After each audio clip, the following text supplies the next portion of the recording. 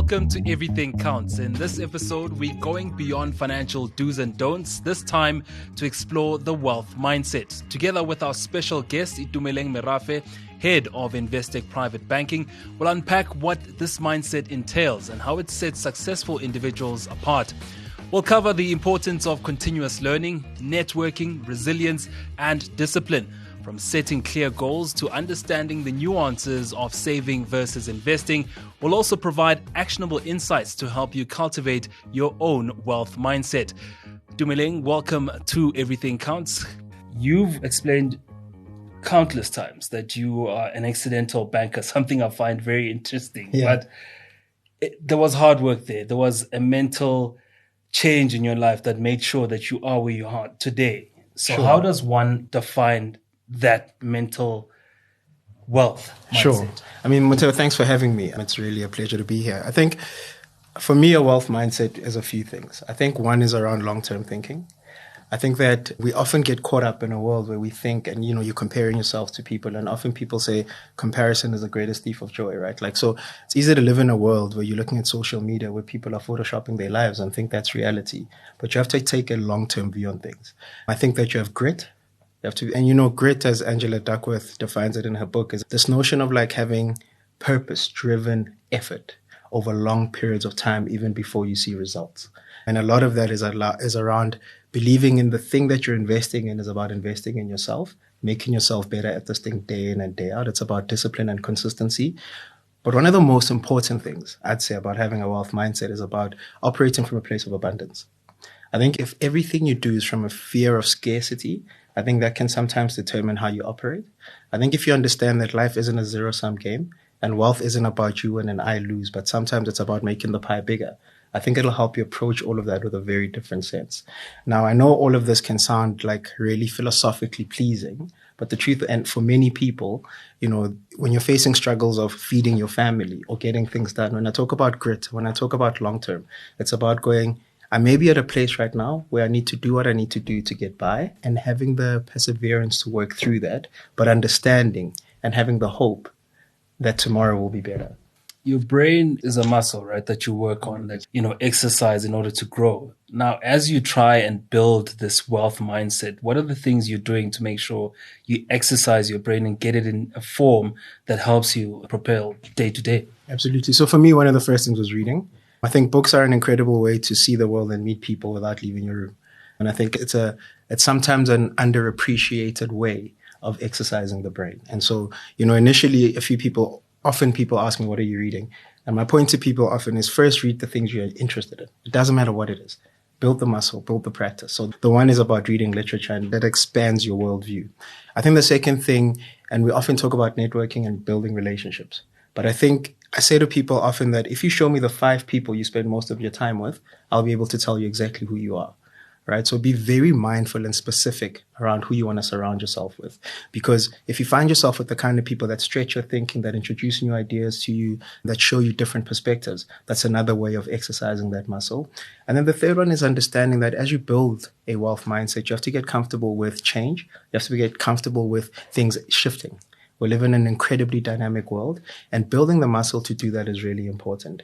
In the past, and I've said this many times, in the past, people were thought to be illiterate if they couldn't read or write, right? That was illiteracy. I think in today's world, the muscle you have to build in your brain is the ability to learn and relearn, right? If you can't do those things, I think you'll struggle to stay with the pace and stay the course. So I think for me, if you do those things, I think around literature, around who you surround yourself with and the intentionality of the people you surround yourself with, and building that muscle for change, that learning and relearning, I think that sets you up and it cultivates sort of fertile ground for new ideas to grow. We often fall prey of trying to get things right and perfect, and there's a plan that I'm following, and when things fall apart, we also fall apart. How important is it then to be a person that's flexible as you go along, because life happens? Dude, that's probably one of the most important things. Perfection often is the thing that stops progress, right? I think what I've learned in my journey is the destination isn't the point. Not at all. And I know it can sound quite what are you talking, but it's the journey. The character's built on the journey, right? The principles are learned on the journey. You become on the journey. And the journey is filled with pitfalls, man. Because what we define failure as often is not getting to the destination. Yeah. Almost as if everything you did was for nothing if you don't get to the destination. And I'm saying it's not always about where you get to, but it's about who you become. Because as you learn these things in the journey, what you'll often learn and often realize is those things are then applicable in many other spaces. So there's very few things that you can learn and develop on your life's journey that are only applicable for that particular thing, right? Like, so you can, to give a basic example, you can study really hard and become a lawyer, right? And get a law degree and then not end up at a big firm or not end up necessarily wanting to practice law.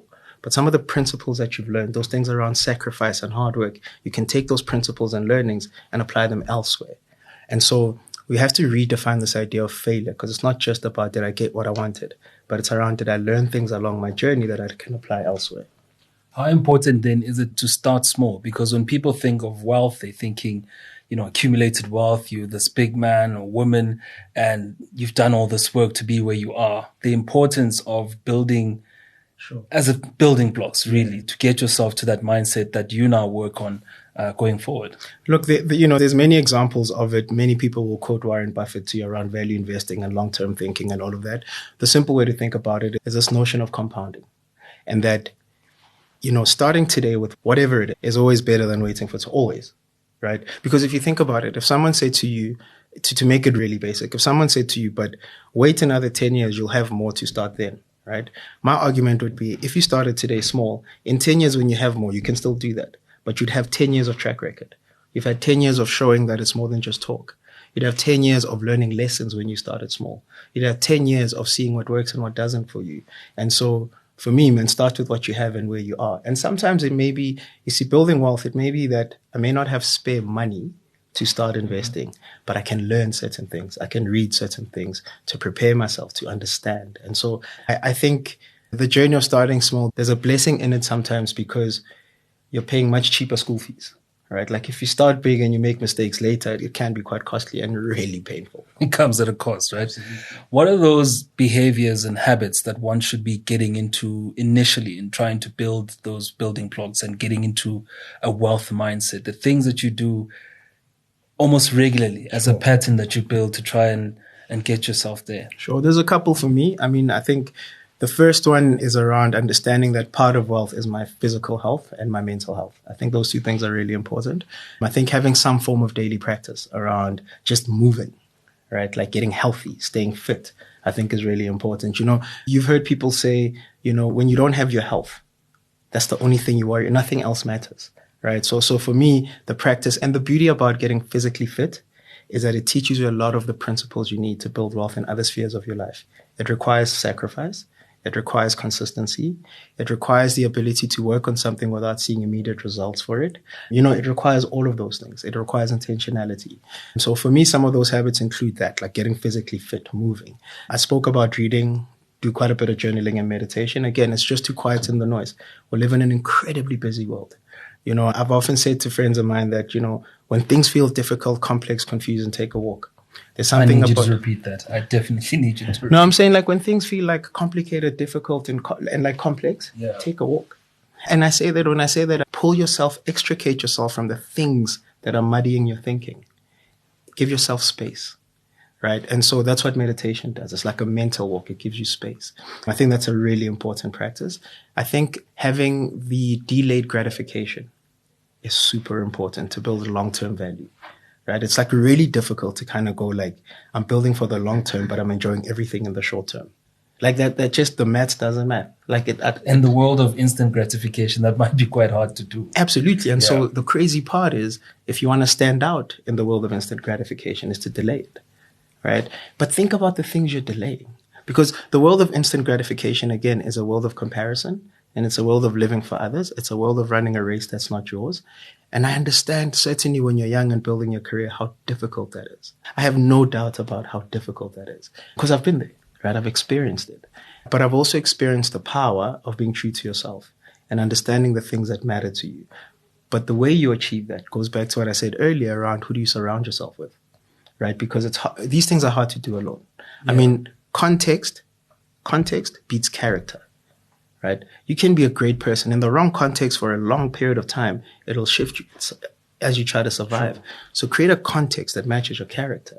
Pick the people you're going to surround yourself with in order to reinforce the person that you are, right? So that you can build those habits. You can build those things. I think staying open to learning is super important in this process of wealth creation.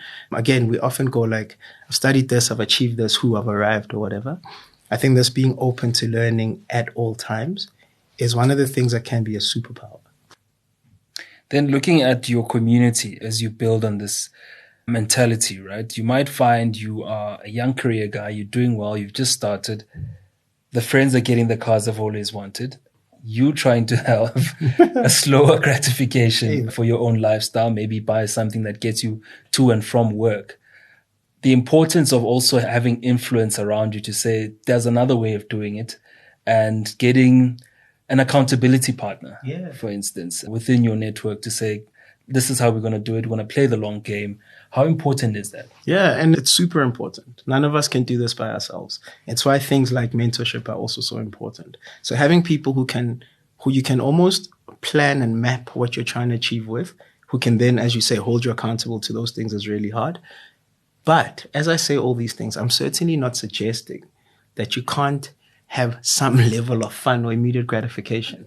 It's about not only doing that, right? So again, it's about being specific. It's about saying, well, I know in the little I make, X percentage I want to keep for a future thing. And I'm going to do that first. And whatever's left over, I'm going to enjoy. So I'm certainly not saying don't enjoy yourself, right? Have a good time. You can't sort of keep pouring from an empty cup. So you have to do that. So you can go out, you can grab a coffee. You can do a lot more than grab a coffee. But I'm saying be clear in doing it that you're not doing it at the expense of, right? Which is why intentionality is so important. Like apply your mind to the things that are important to you. And then you can say, cool, well, I know I'm working towards this thing and that's what that requires. But for me to continually be on this race, there's some short-term things that I need to do. I'm going to take that holiday. I'm going to splurge on those kicks, or I'm going to buy that, whatever it is, right? Like wherever you are. So my caution is really just that it's not either or. And a wealth mindset does require intentionality and balance. How do you roll with the punches as you build this wealth mindset? Because failure happens, right? Yeah. Things go wrong. Yeah. How do you make sure that you can recalibrate and start over and make sure that you stay the path? Yeah. What I want to say to that is I think we also have to be careful around some of the catchphrases that get thrown around. Like I've heard people, and maybe it works for some, it's just not for me. I've heard people say stuff like, there's no failure, only lessons. There's no losses, only lessons. And like, no, sometimes you fail and it sucks and it hurts and, it doesn't feel great. Yeah, you have to face it. You can't always use a meme to get out of it. Like, this is real life. For me, what's really worked well there is, again, having those, I reckon, my 4 or 5 closest people around me, who are people that can show up for you when you need it the most, who are people who can remind you of the bigger picture, who are people who can sort of help you process the thing that you've experienced. I think that failure does happen. I think disappointments do happen. And I think that really important lessons come from that. And the pain of failure often is where the greatest lessons come from. And again, if you think about having a long-term view on things, what you realize if you were to draw the graph, like life has these peaks and troughs all the time. Yeah. But if the trend line is predominantly going up, you're on the right track. Right? I think sometimes what we do is we view our lives in the small microcosm of today's failure, not in the context of what's the last 12 months been? What's the last 5 years been? I've seen it, and I've seen it through my life with things that I've tried. I mean, I've tried many, and you referenced me saying I'm an accidental banker because I've tried a few different career paths, many of which didn't work out. What I've realized in my role today is a lot of the lessons I learned in those things that didn't work out have set me up really well for the things that I'm doing now. But it's also, I guess, the understanding that failing at something or doing badly at something doesn't make you a failure, doesn't make you a bad person. Right? Like I can get a task wrong. I can fail at a task. Doesn't make me the individual a failure. There's still intrinsic value in me as a person. So it's a bad day, not a bad life. You know what I'm saying? Yeah. So in your experience, what mindset shifts does one have to get into in order to make sure that you're building towards a wealth mindset? Because we go to school, we get, our degrees and accolades, then we go into a career that we start, but we still feel unfulfilled and we want to do more. How do you shift that mindset to get you to the next level? So there's a few things. You mentioned school. School was interesting because how it was set up, right, is you get to the end of the year, you write exams. If you do well, you've done well. There's a marker, there's a finish line, right? You get to university, there's a marker, golden key or honors roll. Yeah, there's a metric. Yeah. And you get to work and it's just like this thing where it's like, when's the exam? Like, when? Moving parts. Yeah, like how does, and you can feel a little bit lost in it. I think one of the most important things for me is if you can try and find, and it's not always easy, but if you can couch what you do for a living, the career you build, and what your goals are, linked to a particular purpose that matters to you, right? I think that's super important. I think what can feel unfulfilled is when you're chasing like career accolades within almost like a vacuum, right? If you can link them to something that matters to you, right? Like find purpose in the work you do. Now, I'm not necessarily saying everything has to be this altruistic thing. That's not at all what I'm saying. But I'm saying I'm a banker, right? For me, I see us as bankers as being facilitators, right? I see us as being able to oil the wheels of the economy for it to move, right? That means a lot to me. Our ability to fund a business, fund a young couple to buy their first home, fund a business to employ people that leads to greater employment. That's an important thing to me. And so I have found a link between the thing that I do day to day and it having significant purpose. And I think if you can link those things, I think it'll help you make that shift, that purpose-led career building. And then I said it earlier, but I think this idea of working with a level of abundance is quite important. And the reason I keep mentioning that is because I think it allows you to operate with people and collaborate with people in a way that you're not feeling like if someone wins, it means I'm losing, right? There's many instances and many scenarios where things can be win-win. Yeah. And I think if you can get into that mindset, what you find is you help people a lot more selflessly, and that tends to come back to you in a compounded fashion. But it also takes away the fear of going, like I say, you and I both played sports, right? Yeah. Like on the sports field, you can't collaborate with your competitors because you can't both win. No. That's the setup, right? But in the world of business and many other things, even entrepreneurship, we can actually collaborate with people in a way that makes the opportunity set bigger. And I think building a wealth mindset does require you to understand that many situations, many instances are actually win-win. Let's talk adaptation, being able to adapt to changing situations, because one thing about a mindset is that it's something that's set, that you've got your mind on, but things do change. Absolutely. The world around you changes and it's faster and you need to almost, move as it moves. So how important is it to almost align this mindset that you have of wealth to what is happening outside of you? Yeah, I mean, it's this idea of dancing on shifting carpets, right? Like the ground is seldom just fully steady that we operate in. I think the mindset, and I think you bring up such an interesting point that a mindset is set, but the mindset is one of growth and expansion. It's one of challenging curiosity. It's one of openness and courageousness because it requires that. The wealth mindset is one, if you're going to take a long-term view on anything, if you're going to say, I'm going to take a view on a thing, the short-term volatility towards that long-term view is going to require you to have that level of flexibility. That's why I also mentioned this notion of learning and relearning. Even at a mindset level, you have to understand that. I often say, someone once said to me recently, yeah, but you once said this thing so many years ago, you seem to have shifted your view. Yeah. And I'm like, of course I've shifted. Like, if you assume I've been a static human being for the last 10 years, that would be insane. I've grown, I've learned more. I've made decisions and had views and made comments with information that I had at a particular point in time. So the other way, I guess, to answer your question is I think one of the things that's useful to have is the ability to hold strong views lightly. Right? Have a strong view, debate your view, but hold it lightly. Because if different information is presented, you should be able to shift, change, and adapt. It's one of the key fundamentals of someone who can, over the long term, build compounded value, is the ability to shift as the world changes. I mean, if I look at some of the things we have at our fingertips today that didn't exist before, right? If I look at these large language models and what they do and what they're bringing, how you're going to use those? Like, if you're rigid and fixed in how you think about the world and you're tight, I think you're constrained. If you don't give air and space for new things to flourish, it's going to be really hard. In the context of leadership, the wealth mindset also plays itself out there. As a leader, this is your type of thinking. You really drilled in and this is how you work.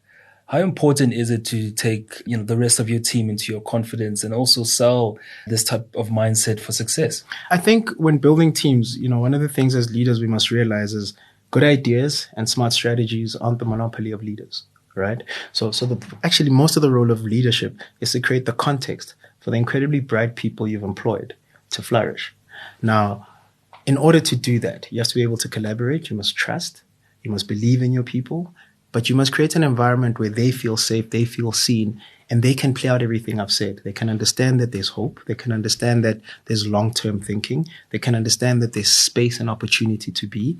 And so for me, I found it hasn't had to be much of a sell, right? It's been more of a, when people arrive and when you build a team, and, we're incredibly culture driven in our organization, but when you build a team of people who think about the world in similar ways, even though they may have diverse ways of getting there, but they've got at a big picture level, at a culture level, there's similarities. If you give them the right context, this is naturally who people are, right? Like, nobody wants to be constrained. Nobody wants to be boxed in. People want their creativity to come across. People want to constantly learn. People want to feel like growth is part of their life journey. And so for me, in thinking about teams, this mindset that says it's a win-win, right? So for instance, as a business, we don't think of it as like, how much money can we make from our clients, right? It's around, how do we work with our clients to create more?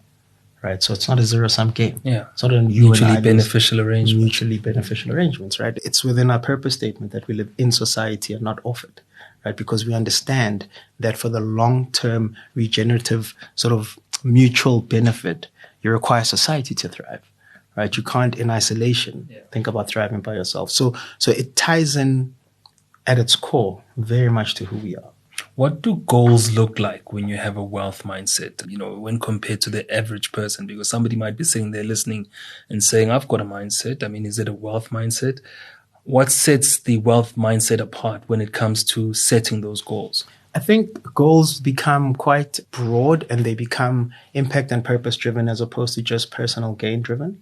I think they also it's a bit of a matrix, these goals, right? It's around, I want to achieve this for myself. Like they layered. So there's elements of the goals that are like my ability to take care of my family. But there's stuff around my ability to expose myself to different things in the world. There's stuff around my own physical and mental health. There's stuff around the impact that I want to have. So they varied and they layered. And I think that as soon as the goals are greater than self, when they're broader and they're impact driven and they're purpose driven, I think you're probably on the right track. And the underlying principle there is around creating for greater than just yourself and sort of creating this mutually beneficial environment, ecosystem, call it. And then I think there's an element of these goals that must be very specific around giving back, paying it forward. Because the mindset by its very definition is about abundance. And so it's around thinking about goals greater than what only matters to you. Let's talk then about risk appetite when it comes to the wealth mindset. We're often told that you should have some level of risk if you see yourself as somebody who's going to be wealthy or in a mindset of being more successful. But could you find yourself as somebody with a wealth mindset, but with very little appetite for risk? I think it'll be really hard to do that. I think creating wealth of any kind requires a level of risk taking. So, and not just financially. I'm talking about if you're an entrepreneur, if you're competitive, if you're trying to get physically healthy, there's risk in life. And it's not about avoiding risk, but around managing risk and understanding what that looks like. Because again, even when you have long-term goals, what sometimes happens is there can be short-term tactical opportunities, right? What you can't do is be, again, so rigid in your thinking that you're going, well, I'm only doing that. Sometimes, if it's not too much of a distraction, you have to be able to pivot and take those opportunities. I think risk, again, being a banker, I'm in the business of risk.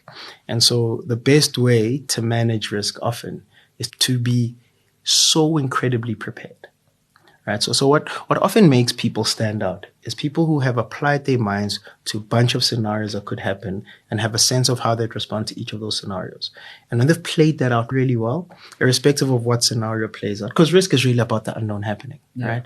But if you've played out a lot of those scenarios and you have a good sense of your different responses, as those things play out, your ability to react is much quicker. It's much more flexible, right? It's like if you're again, to use a sporting analogy, if you play a particular sport, football, whatever it is, and you've practiced and practiced for years and years, irrespective of what may play out in a particular game, your reaction time is a lot quicker. If you're an F1 driver, your reaction time, just because of the practice you've put in, you've planned for everything, every single scenario possible, or as many as possible.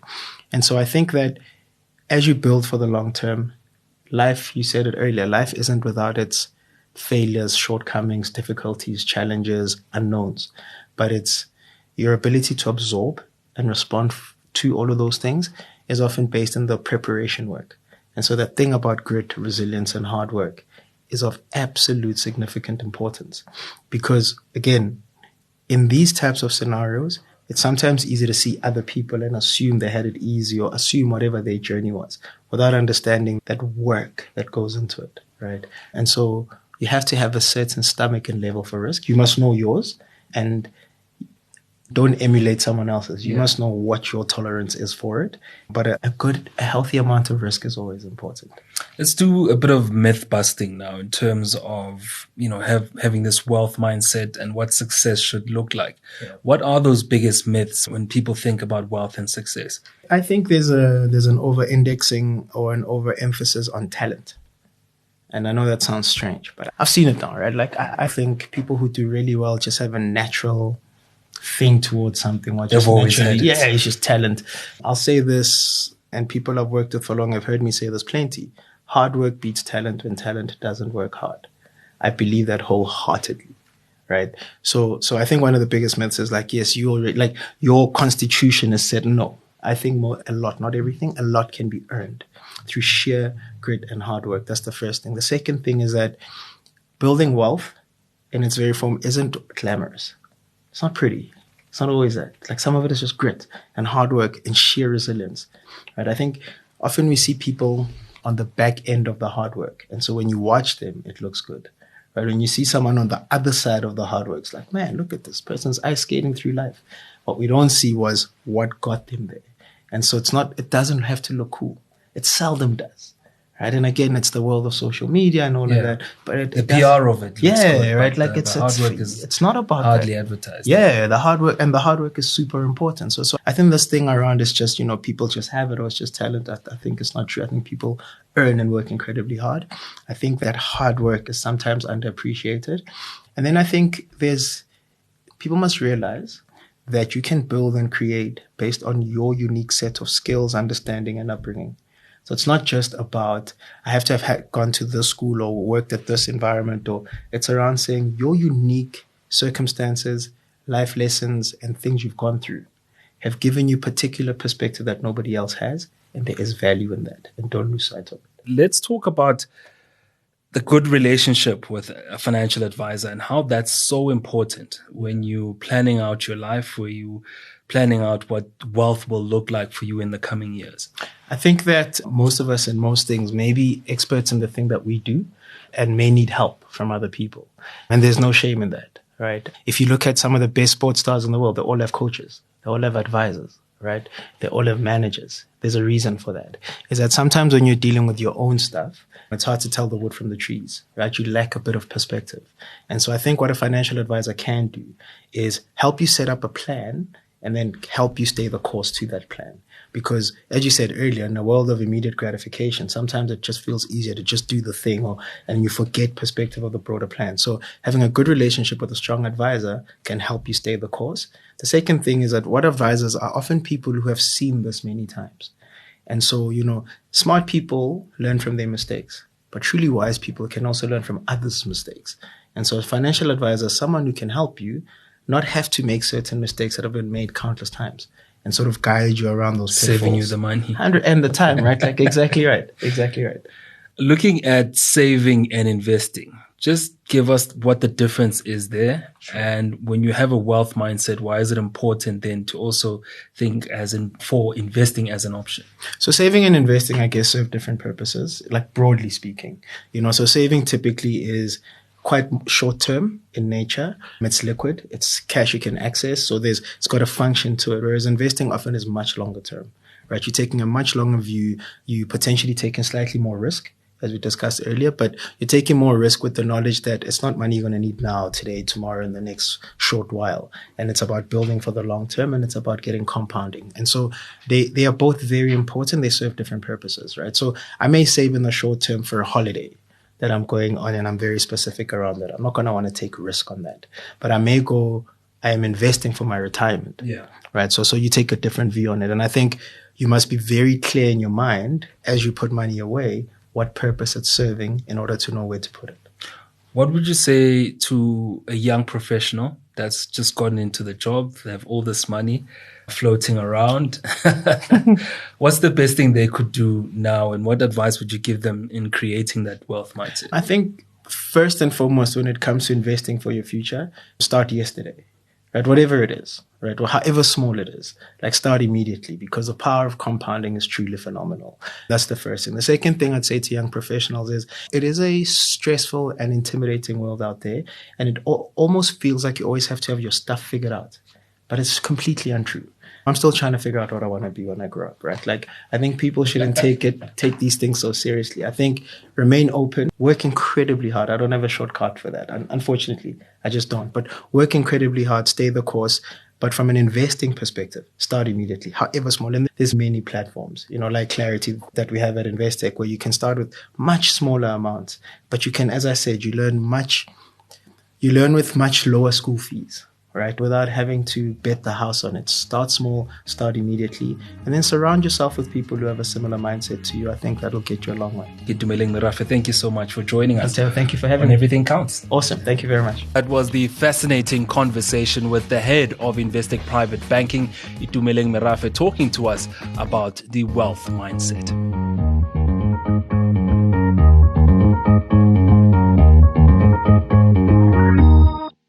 The views expressed are those of the contributors at the time of publication and do not necessarily represent the views of the firm and should not be taken as advice or recommendations. Investec Private Banking, a division of Investec Bank Limited, a registered credit provider committed to the Code of Banking Practice as regulated by the Ombudsman for Banking Services.